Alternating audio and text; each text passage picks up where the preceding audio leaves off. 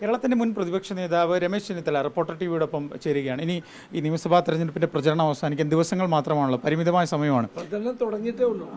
പരിമിതമായ സമയമാണുള്ളത്. അപ്പോൾ നമ്മൾ ഇപ്പോൾ ഡീൽ ആരോപണമുണ്ട്, ശബരിമലയുണ്ട്. അപ്പോൾ എന്തായിരിക്കും നമ്മുടെ ഫോക്കസ്? ഇത് രണ്ടും തന്നെയാണ് ഫോക്കസ്. ഇനിയും കൂടുതൽ കാര്യങ്ങൾ പറയാനിരിക്കുന്നേ ഉള്ളൂ. ഒരു കാര്യം വളരെ വ്യക്തമാണ്, 10 വർഷത്തെ ഈ ഭരണത്തെ ജനങ്ങൾ മടുത്തിരിക്കുന്നു. ജനങ്ങൾക്കൊരു മാറ്റം വേണം.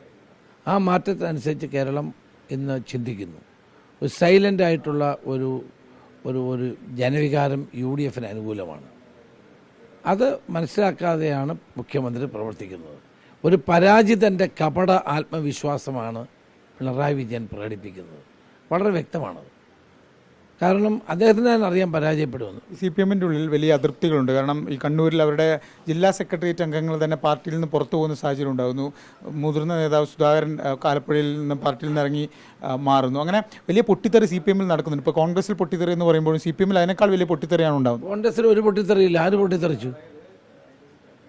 CPMലല്ലേ പ്രശ്നം. നിങ്ങൾ ഓരോന്നെടുത്ത് നോക്കുക. 63 വർഷക്കാലത്തെ പാരമ്പര്യം ഉള്ള കമ്മ്യൂണിസ്റ്റ് നേതാവ് G. സുധാകരൻ 2 തവണ മന്ത്രിയായിരുന്ന ആളാണ്. അദ്ദേഹം ഈ പാർട്ടി വിട്ടു പോയി.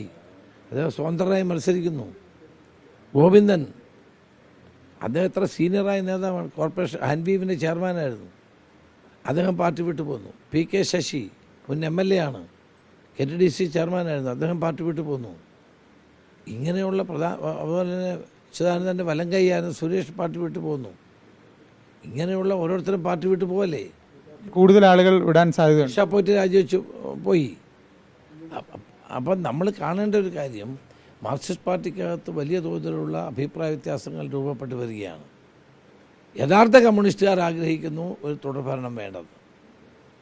അതുകൊണ്ട് തന്നെ യഥാർത്ഥ കമ്മ്യൂണിസ്റ്റുകാർ UDFന് വോട്ട് ചെയ്യും ഇത്തവണ, സംശയം വേണ്ട. രാവിലെ K. സുധാകരനോട് സംസാരിക്കുന്ന ഘട്ടത്തിൽ അദ്ദേഹം പറഞ്ഞു സംസ്ഥാന രാഷ്ട്രീയത്തിലേക്ക് വരണം എന്ന് ആഗ്രഹമുണ്ട്, പക്ഷേ മനം മടുത്തു, അതുകൊണ്ട് ഇനി ഇല്ല എന്ന് പറയുന്നത്. അപ്പോൾ ഒരു മുതിർന്ന നേതാവെന്ന രീതിയിൽ അദ്ദേഹത്തിന് മനോവിഷം ഉണ്ടെങ്കിൽ അത് നമ്മൾ പരിഹരിക്കേണ്ട ഒരു കാര്യമല്ലേ? അല്ല, അദ്ദേഹം സജീവമായിട്ടുണ്ടല്ലോ. എല്ലായിടത്തും അദ്ദേഹം പ്രചരണ പരിപാടിക്കും മറ്റു കാര്യങ്ങൾക്കും എല്ലാം സജീവമായിട്ടുണ്ട്. അദ്ദേഹത്തിന് ഇനി എന്തെങ്കിലും കൂടുതൽ പ്രശ്നം ഉണ്ടെങ്കിൽ നമ്മളത് പരിഹരിച്ചതിന് മുന്നോട്ട് പോകും. തീർച്ചയായിട്ടും. അത് കോൺഗ്രസ് പ്രസിഡന്റ് ഖാർഗേജി വിളിച്ച് അദ്ദേഹത്തോട് സംസാരിച്ചിരിക്കുക. പിന്നെ നമ്മളൊക്കെ എന്ത് പറയാൻ? ഖാർഗേജി പാർട്ടിയുടെ അവസാന വാക്കല്ലേ. ആ ഖാർഗേജി വിളിച്ച് അദ്ദേഹത്തിനോട് സംസാരിച്ച് കഴിഞ്ഞു. അവന് എന്തെങ്കിലും ഉണ്ടെങ്കിൽ അവർ തമ്മിൽ സംസാരിച്ച് തീർക്കും. എന്തായാലും ഒരു സീറ്റ് എത്രയാണെന്ന് കിട്ടുക എന്ന് പറയുമ്പോൾ 100 സീറ്റ് എന്ന് പറയുന്നു. എന്നാലും നമ്മൾ ഏകദേശം എത്ര സീറ്റ് എക്സ്പെക്ട് ചെയ്യുന്നത്? ഇപ്പോൾ പ്രചരണം തുടങ്ങിയിട്ടേ ഉള്ളൂ, പക്ഷേ അവസാനിക്കാൻ ദിവസങ്ങളില്ല, കുറച്ച് ദിവസമേ ഉള്ളൂ. ഇപ്പോഴത്തെ ഒരു കണക്കൂട്ടിൽ എങ്ങനെയാണ് മൊത്തത്തിൽ നോക്കുന്നത്? 100 സീറ്റിൽ കൂടുതൽ ലഭിക്കുമെന്ന് തന്നെയാണ് ഞങ്ങളുടെ ആത്മവിശ്വാസം. അതിനു വേണ്ടിയിട്ടാണ് പ്രവർത്തിക്കുന്നത്. ഇപ്പോൾ നമ്മൾ സ്വതന്ത്രം ഒരുപാട് ഒരു കാര്യം മനസ്സിലാക്കണം, ഇത്തവണ കോൺഗ്രസിനകത്ത് ഒരു അഭിപ്രായ വ്യത്യാസമില്ല. UDFൽ തർക്കങ്ങളില്ല. UDF സീറ്റ് വിഭജനം പത്രക്കാർ വാർത്ത പോലും കൊടുത്തില്ല. ആ നിലയിൽ ഭംഗിയായിട്ട് തീർത്തു. അപ്പോൾ UDFന് അനുകൂലമായ ട്രെൻഡ് നിലനിൽക്കുകയാണ്.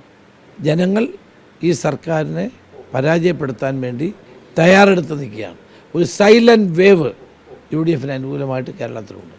ഈ CPMൻ്റെ ഒക്കെ തന്നെ അല്ലെങ്കിൽ NDAയുടെ ഒക്കെ സീറ്റ് വിഭജനം നോക്കുന്ന സമയത്ത് നമ്മൾ ഈ ഉന്നയിച്ച ഡീൽ ആരോപണം കൃത്യമായിട്ട് വ്യക്തമാവുന്നുണ്ടോ? കാരണം പല സ്ഥലങ്ങളിലും ദുർബല സ്ഥാനാർത്ഥികൾ ഉൾപ്പെടെ വെച്ചിട്ടുണ്ട്. ഇപ്പോൾ അങ്ങ് നേരത്തെ സൂചിപ്പിച്ചതുപോലെ BJPയുടെ പല സീറ്റുകളിലും 2020 സ്ഥാനാർത്ഥികളാണ് വന്ന് 2020ക്ക് വിട്ടുകൊടുക്കുന്നത്, അതായത് അവരുടെ നിർണായകമായ സീറ്റിലൊക്കെ. അപ്പോൾ ഇതൊക്കെ ഒരു ഡീലിൻ്റെ അല്ലെങ്കിൽ ആ നേട്ടം ഇതാവാനുള്ളൊരു ഡീൽ തന്നെയാണ്. തീർച്ചയായിട്ടും. കാരണം BJPക്ക് 30,000 വോട്ട് കിട്ടുന്നിടത്ത് 2020 നിന്ന് എത്ര വോട്ട് കിട്ടും? അതവർ തമ്മിലുള്ള ധാരണയാണ്. CPM BJP എന്നുള്ള ധാരണയാണ്. പക്ഷെ അതൊന്നും ഇത്തവണ കേരളത്തിൽ വിലപ്പോവില്ല. 2021 വിലപ്പോയി, കാരണം അന്ന് കോവിഡായിരുന്നു. ഇവർ തമ്മിൽ ധാരണയായിരുന്നു. ഞങ്ങൾക്ക് കിട്ടിയത് 40% വോട്ട്, BJPക്ക് കിട്ടിയത് 14% പാർലമെൻറ്റ് 10, 4% CPMന് പോയി. അങ്ങനെയാണ് 44% വന്നത്. അപ്പോൾ ആ കഴിഞ്ഞ തിരഞ്ഞെടുപ്പിലുണ്ടായ അതേ ഡീൽ ഇപ്പോഴും നടക്കുകയാണ്. പക്ഷേ ജനങ്ങൾക്കിപ്പം ബോധ്യമുണ്ട് ഈ ഡീലാണ്. അതുകൊണ്ട് ഒരു കാരണവശാലും BJPയും CPMനെയും ജനങ്ങൾ വിജയിപ്പിക്കില്ല. ഒരു തൃശ്ശൂർ മോഡൽ ഡീലാണോ BJPയും CPMും തമ്മിൽ പ്ലാൻ ചെയ്യുന്നത്? കാരണം രണ്ടുപേരുടെ ലക്ഷ്യം കോൺഗ്രസ് വരരുത്, UDF വരരുത്. അപ്പോൾ അതിനനുയോജ്യമായ തരത്തിലുള്ള അറേഞ്ച്മെൻറ്റാണ് അവർ ചെയ്തുകൊണ്ടിരിക്കുന്നത്.